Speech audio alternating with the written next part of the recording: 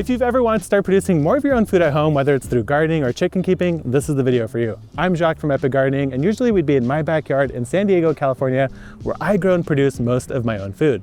But today we're out here in Minnesota with Jenna Kutcher to help realize her dream of having a productive outdoor garden and her very own chicken coop. And to do that, we're going to rebuild her garden, start some seeds, build a chicken coop so that we could bring out the chicks that she's been raising in her basement this whole time out to their new home. So now let's go meet up with Jenna and walk through her space and figure out what her goals are. And by the way, this video is sponsored by the Smart Coop, which made this very fancy futuristic coop before us, but more on that later. Welcome to Minnesota, boys. Yeah. Let's show you around. It is a little chillier here than I'm used to for San Diego, but it is actually quite nice. We go from winter to spring very quickly and sometimes in the same day. Yeah, that's the wild part that I'm not used to. Yes. So we're walking into your garden space, and what are we first kind of running into here? Okay, so we just built our home 2 years ago. So we're establishing the land and taking a crack at everything, which is an experiment. So last year we set up a compost bin, but we also had raccoons and critters that found it, and it was a little too close to the house for comfort. So I think we might reposition that or start thinking about different ways to compost. Oh yeah, that's right, because you are getting chickens. Well, you already have chickens. We have chickens, and we're gonna bring them out. So I'm kind of excited about the fact that they might be our natural composters. They're honestly one of the best composters, and one of my favorite things about having chickens is to just be able to throw them the scraps. Yes, I'm amazing. Kind of excited about it is really fun. We also dove off the deep end and became beekeepers. Wow. So where you see that plot is where our hive is. We pick up our bees in a few weeks, and we have to battle the bees with bears. So we just had a bear over here the other night checking out where the honey will be. I love how ambitious you are on just jumping right in. Just diving in. It's all an experiment is how I see it. You've got a pretty good garden set up here. Yes. 6 beds with the fence. Yes, okay, so welcome to the garden. So this was planted last year. My dad and grandpa and husband built this fence. We had to go high because we have a lot of deer and wildlife. We did 6 raised beds. These are like cheap starter beds because I basically had to prove to my husband that I was actually going to follow through on the garden. I feel embarrassed to have you in this state because basically fall goes to winter in a minute here. Just like snap. And I panicked and I literally did not know what to do. So there was just things still growing and it was just I don't know. And so I kind of just shut the gate and walked away. So I think that was a good move. Okay. A lot of these, some of the perennial stuff like roses, it can be good to leave the growth just a little bit longer. It could help insulate them a bit. We'll see what we get in the end, but what is it that you actually want to grow? Okay, so one of the things I loved that we had the mix of flowers and food, but I feel like I want to go slightly more food heavy this year and maybe figure out different ways that we can have flowers incorporated that will help the bees and work for the chickens and maybe more on the perimeter of the garden because I felt like towards the end of the season it was flower heavy and not food heavy enough. That's actually totally a good idea. We could do some wildflower patches, give a little forage for the bees, give something for the chickens to eat. And yes, we can leave some of the smaller flowers in the garden, but those big ones, we could put on the edges, add some beauty, add some color, and I think that'll work out really well. Moving forward, it looks like you've got a couple roses in here. Yes. And I'm seeing a nice perennial bed, a great success here. I love what you did. So what she has here is a rhubarb in the center. Looks like it's just coming up. Yep. And then you've got some strawberries peppered through. So you've got basically a strawberry rhubarb pie bed, which is perfect. So we can refresh this a little bit, maybe add some more strawberries. Yes. But I love where this is already. And what kind of vegetables you're looking for? Yes. Okay. So quick note, no strawberries made it into our house last year because exactly our kids what they're supposed to do. ate them before they made it in. My kids are obsessed with peas, so we had really good peas. I love peas out of the garden. Yes, and strawberries were the 2 main ones. I love cherry tomatoes, so more tomatoes. We'll start those from seed. Did cucumbers, squash I love. We also did carrots, and I made such a mistake because I did these are all carrot tails here. If we pulled this up, you can kind of see. Oh yeah. But I literally didn't believe in my ability to grow things from seed. And so I sprinkled so many seeds that when they came out, it was there was no room for them to grow. So we'll definitely get some carrots in because those are great to start right now. Okay. It's 4 weeks before your first frost. Yes. So Great time to put some carrots in. They'll have some nice cold weather, which will make them even taste better. So I think our goal here then is, you said that you wanted to switch to a cedar bed. Yes. So we'll switch these out to cedar. We'll clear out some of these dead plants Yep. and we'll refresh everything. But after that, we have to also put together a chicken coop. Yes. And I'm really excited to see your chicks. We're going to build them a new home. Yep. And we're going to refresh this garden. So Jenna, you were asking me, what the heck do I do with all of this dead stuff, right? I feel like there's a lot of fear for new gardeners of like, you're going to mess something up or you're going to pull the wrong thing. And so like, when I look at this, it looks like a disaster. And I also don't know what's supposed to stay and what's supposed to go. Okay, perfect. Well, we're going to remove the fear. Okay. One of the nice things about plants is that they're actually really resilient. Okay. So you don't have to worry as much as a lot of people think. So if we come down into this bed, what I see is for sure that these are marigolds. Yes. We've got 2 roses here. Yes. And maybe it used to be a These cucumber. were cucumbers. Okay. Yes, they were at one point. So they've now become frosted out. And one of the really cool things that I like about what I see here is that you left these marigolds in place. So when you look at this used to be the marigold flower. Okay. And you see that little part up top? Yeah. All those little things sticking out? Yeah. So that right there is all little babies. marigold seed. And they actually look perfect. Wow. They're mature. They have that little black part at the end. So these are actually plantable. We could throw these back in the garden and they will grow back again. Would you take these and could we toss them like somewhere else? Yeah. You could save each one of these heads and Yeah. you could even save it like this, for example, if you really wanted. And this could be your seed packet for next year. I'm going to start a marigold seed business. There you go. And so all I'm going to do here is I'm going to come to the very base of the plant, like Okay. right where the soil is. Yes. And then we're going to just snip it. And when plants are dead, it is a little bit harder to cut them. Okay. But we'll set this aside and maybe you and the kids can Yes. come through and save some of these seeds. Yes. And don't chickens love marigolds? They absolutely do. Okay. And one of the nice things is that anything that's kind of orange, Yeah. when the chicken eats it, it has beta carotene and that makes the yolks that deep color. So you could definitely be tossing marigolds to your chickens whenever you want. Cool. Well, for now, we'll remove any of this trellising stuff. So we could Yes. just go ahead and pull these straight out. Okay. How do you know what to pull all the way out and what to just cut at the root? Got it. Okay, so for most things, my particular view is that you should leave the roots in the ground. Okay. And the reason why is that when you leave the roots in the ground, they actually break down in the soil. They Okay. leave passageways for water. They help build the organic matter of the soil. And organic matter is just like the plant material that feeds the stuff in your soil. So as much as that as we could get, Yeah. the better. So that's Okay. why I just trimmed it like that. Yeah. You can pull it if you want. Okay. But in my opinion, it's best to leave them like that. Oh. Now, the other thing is that these roses are perennials. Yep. So a perennial is something that comes back every year, an annual, like a Why cucumber. did they name it that way? Can we not I like know. veto that?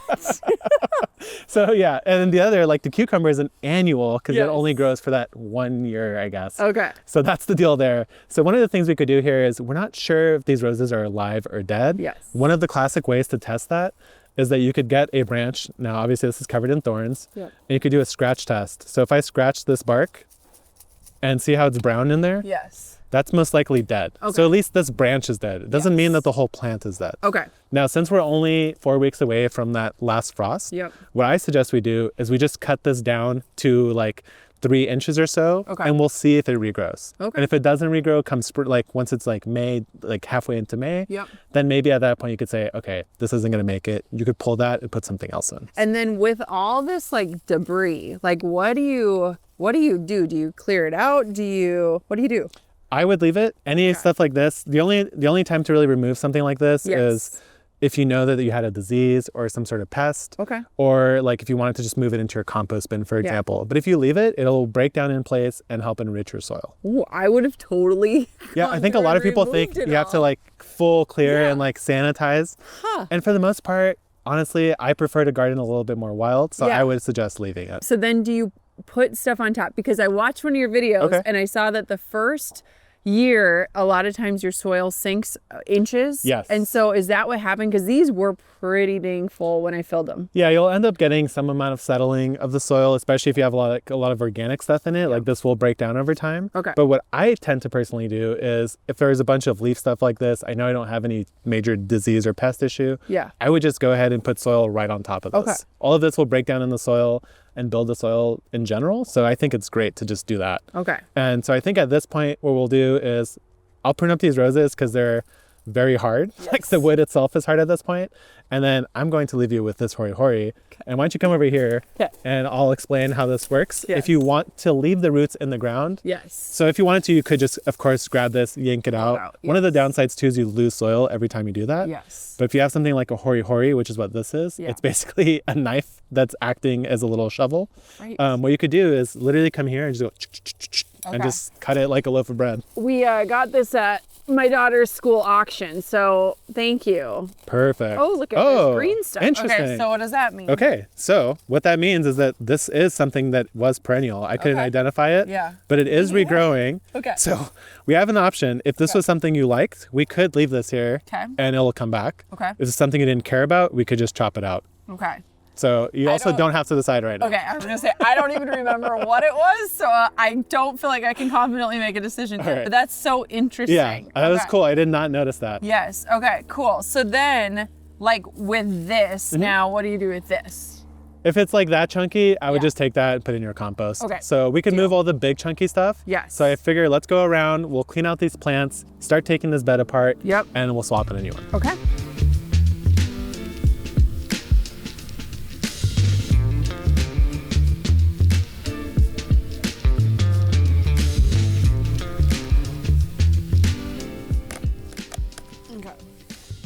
All right, using the hotel card to open up these beds here because I usually carry a garden knife. So these are our 3-minute cedar beds. And so what we're going to be doing is building out the extension. So those beds are roughly 3x6. This will basically be 3x6. And so it's a little bit funny because you build it upside down and then you flip it over and you're done. Oh, nice. So first thing I'm gonna do is I'm gonna just put these corners here. They smell good. They smell like that delicious cedar. Like a sauna. So all you have to do is you slide it into that channel, and then we'll pop these all together. And so what we're going to do is we're gonna have that middle piece to extend it. But what we could do first is just get these like first boards on.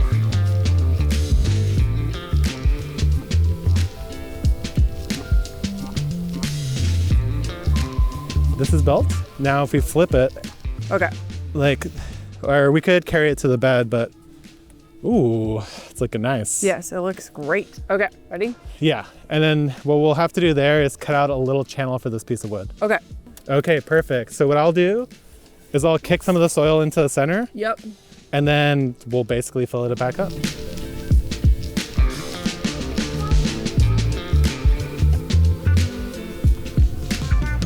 Well, Jenna, day 2 is absolutely beautiful. We had a lot of drizzle yesterday, and today it's... Welcome to Minnesota, the land that literally changes climates in about 2 minutes. Yeah, and it's beautiful. So, oh my gosh, look at this. Oh, okay, I am a Pinterest girly, and this was the vision. This was the vision. I feel like so many people, myself included, are intimidated at the thought of changing anything. Like my greatest fear was like, is everything I did last year gonna go to waste if I make any changes? So that is a real fear, because in the garden, you feel like sometimes things are permanent, but really nothing is permanent. Even a tree technically can be moved if you really want to.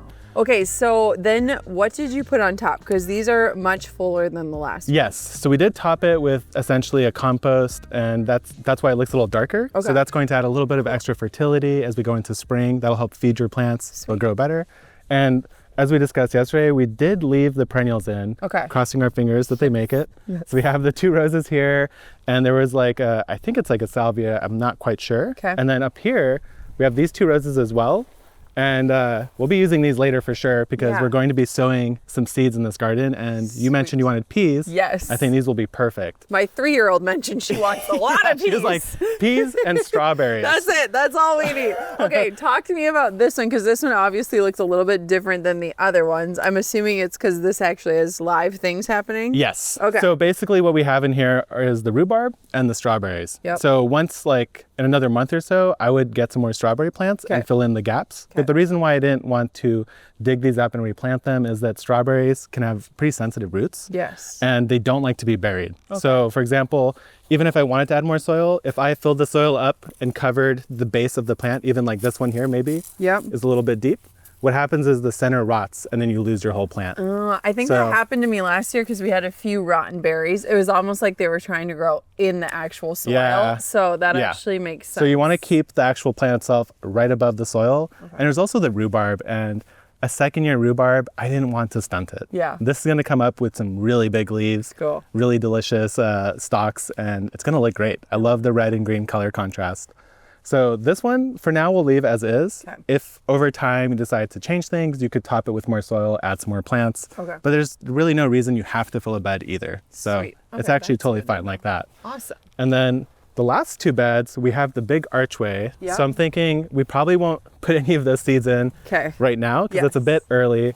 But we'll save this bed for when your true spring comes in about a month. Okay. And then you could use this to grow like your squashes. Yep. You could put peppers and tomatoes in these beds. Cool. Because we do have a list of things that you want to grow. Yes. So we'll get to that. But first, we have to go see the chickens because we haven't actually introduced them yet. And they're big girls. They got their big feathers. girls. Come meet my babies. So let's go check them out. Welcome to our basement. Okay. We have I hear some 4 peeps. girls that we've had for about 2 months. It is my first time ever being a chick mom. They're big. They are large and in charge. I did feel intimidated because I'm like, I don't know what they entail, but I know that I love eggs and I think our kids would love it. So, I'll tell you what, the one thing that surprised me the most about chickens is I have cats, I have dogs, and the chickens are the easiest pets for us. Okay, that's good to know because Yeah. we can handle the other Yeah. things. So these are the girls. There's 4 of them. We have 2 lavender Orpingtons, and I can never remember what the other Oh ones are. yeah. At this point, how old did you say they were? 2 months. Okay. Now they're getting to the stage where they're ready to get outside, and I think we're ready to get them outside, which is kind of exciting. But every day we come down and try to play with them, and my daughters love them. Even my 3-year-old will come and pick them up, and so it's been really fun. So that's actually a really important thing to remember because if you do get chickens from chicks, Yes. if you spend time with them in the beginning, it's just like any other pet. You're socializing them. Yes. They get used to you. They could even recognize your voice and your chickens will come running to you, greet you, and they really become part of your family. So this is definitely the right way to do it. I think you nailed it and this looks perfect. Great setup with the brooder heater, little roosting bars, food and water.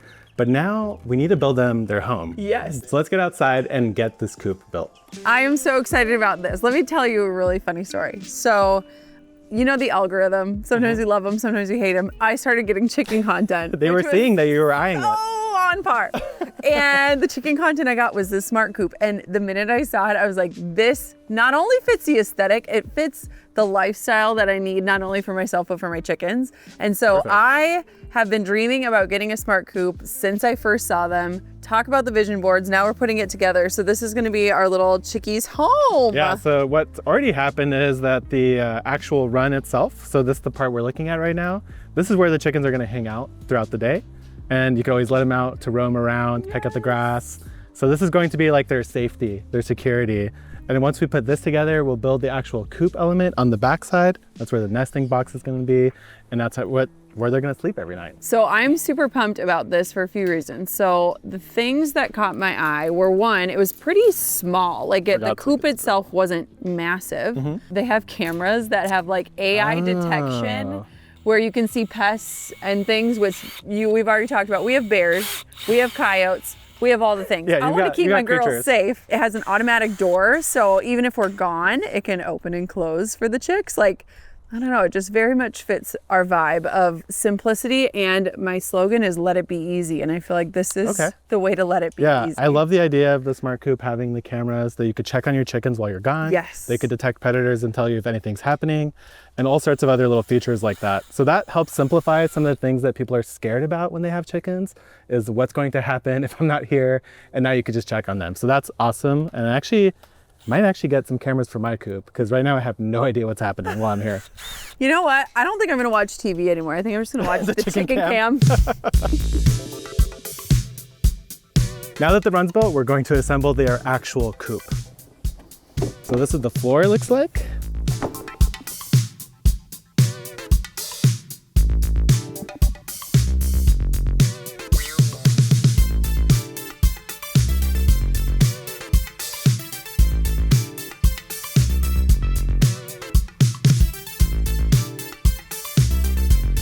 All right, lovely ladies, ready to see your new home? I'm so excited. Here we go, girls. All right, you guys are gonna get to learn how to use the ladder today. I know. Come on in. There they go. So what we've done is we put a feeder and a water inside the coop itself. So now they'll have access to water and food We'll have a water source inside as well, Yes. just in case they have to get locked up for any reason. And we have a dust bath underneath the actual coop. So chickens, instead of like getting a bath like we do, Yes. they just roll around in the dust. And since we have grass here, we have the option there. It's basically just diatomaceous earth. We have some toys so they could peck that, have fun. And inside we did put in the compostable litter tray, which you could just pull right out. And it has the pine shavings or the bedding itself in there to help build up some of the poop and soak it all up. So at this point, they should have everything they need in here. One thing I'm curious about is, are you planning on letting them kind of roam around? Yes, we will when we're out here to supervise. Yeah. So that is the goal and the plan, is to give them the space to roam. And Exactly. we have a lot of space over here, which is great. Yeah, so this is like enough space to keep them in there, but releasing them outside is really ideal. I like to give them as much space as I possibly can. Yep. So what we're going to do is let these ladies settle in. We'll see if they go up the ladder. But now we have to get back to the garden because we have some plants for the chickens. Yes. We have some flowers that we need to plant for the bees, and we need to get some peas in the ground. Let's do it. The chicks are loving their new Smart Coop. They're moving in, exploring the dust bath. So now we're in the garden. I want to show you this little strip here. Okay. What I did is I cut out your grass, rolled it up as sod so you could reuse it somewhere else. Yeah. And I sprinkled in half a packet of the precious pollinator mix. So this Cool. will bring plenty of pollinator action to your garden.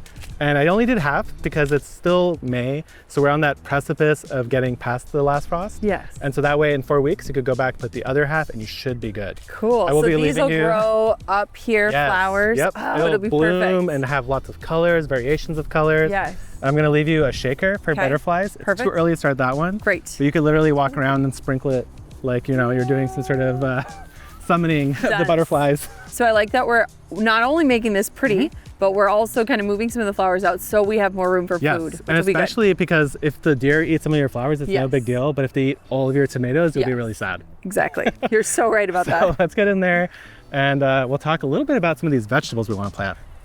It is May, and I have no idea. I think I started everything in June last year, I feel like. I think that is basically when I went to the garden center and I asked around Yes. just to get some intel.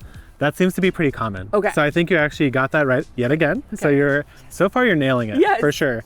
And so basically right now we're about 4 weeks away from the last frost. Okay. So when we're looking at the packets, every single seed packet, somewhere on there will say something like recommended time to start outside. Okay. So if I take a look cool. at something like spinach, Yes. on the back here it says recommended 4 to 6 weeks before your average last frost. Oh, so that okay. means that we should be in the safe window. Yes. Now things like cucumbers, peppers, tomatoes, those you'll want to start like after the frost. Got so it, that okay. would be like June. Okay. And so if you want to start some things from seed and buy some plants, either Yep. way it's fine. A lot of people like to just buy the peppers because they take a long time to grow. Yes. And that's totally a good idea. I feel like with our shorter growing Yeah, season, it makes certain sense. things you gotta like hedge your bets a bit. Yeah, but like things like greens, like Yes. they're fine. Yes. You know. Okay. So what we have right now, we'll start some peas and some carrots because there are some little ones in the home who are requesting them. Yes. So I think what we could do is I like to use the back edges of a Okay. raised bed Yep.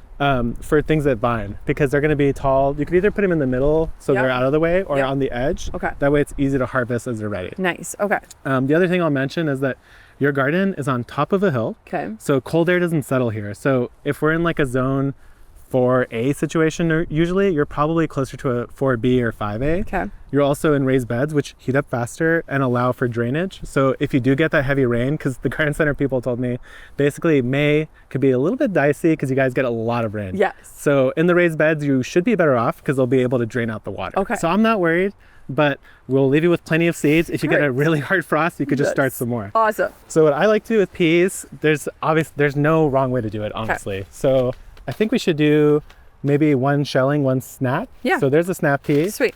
That one's also nice because it's both of these are actually like pretty short. So for Okay. the kids, it'll be nice. They'll only Yes. get about 2 feet tall. Okay. Be easy to pick from. Do you trellis peas? Last Yeah. year mine were like vining all over the place and they never made it inside because we just ate them in the garden. In my opinion, that's what peas are for. Yes, but should you like train them up or no?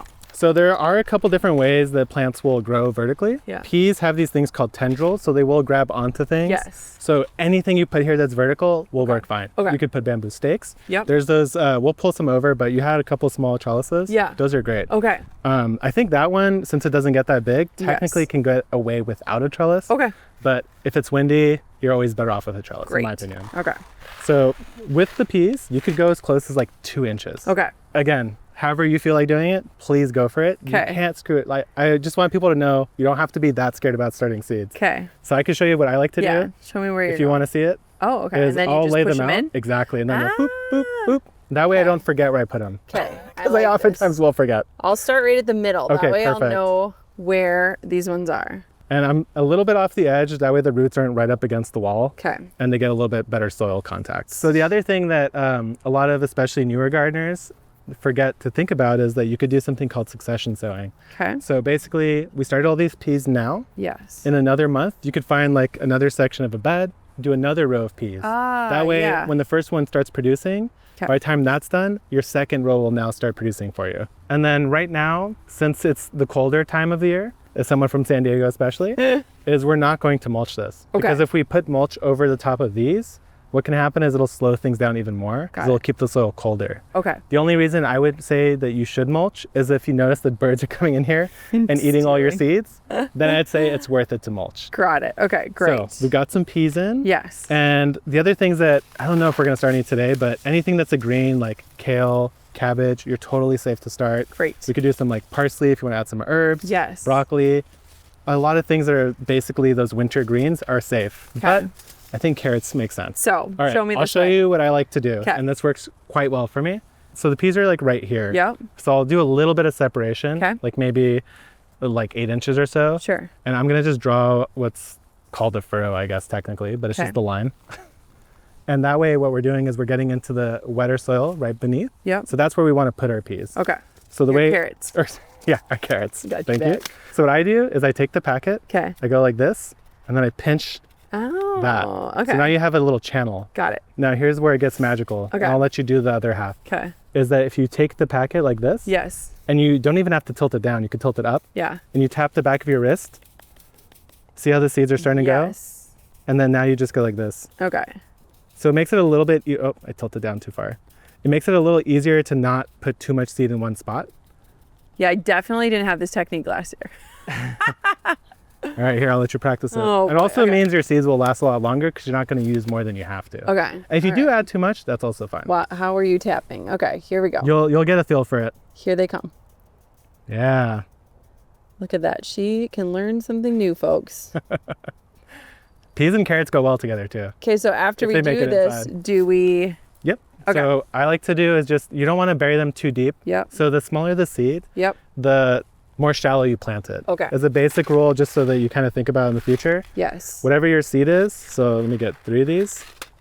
Whatever your size of your seed is, you want to basically go down 2 times the depth Oh, okay. at most. Okay. So something like a pea, you could go pretty deep. Yep. Something like a carrot, you basically just want it right on that surface. Okay. But if it's not covered and it dries out, they won't germinate. Got it.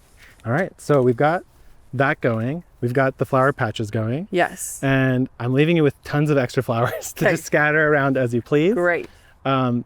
Anything else that comes to mind in terms of the garden? With flowers, do you bury them or can you just literally scatter? You can scatter with a lot of different flowers, Okay. especially things that are like wildflowers. Yes. That if you scatter it somewhere where there's at least some dirt somewhere, they should eventually embed themselves and actually grow. Okay. Some flowers actually need light Yeah. in order to germinate, so scattering oftentimes is better. I think we're good now. I think we should go check on the chickens and teach them how to actually tuck themselves in. I love it. Let's do it. So Jenna's going to grab one of the chicks and put her inside the coop. That way they all know where to go every night. So as soon as they get in there, they'll explore it, they'll have an idea of where they're at, and now they'll know that this is where they go to sleep every night. Now the automatic door on the Smart Coop will close a little bit after sunset, and that way they're safe inside there in their like double enclosure. So that's the great thing about these automatic doors, is that it'll open at sunrise, it'll close itself at night, and they'll have that natural instinct already to just go in and out. And so Jenna just hit close.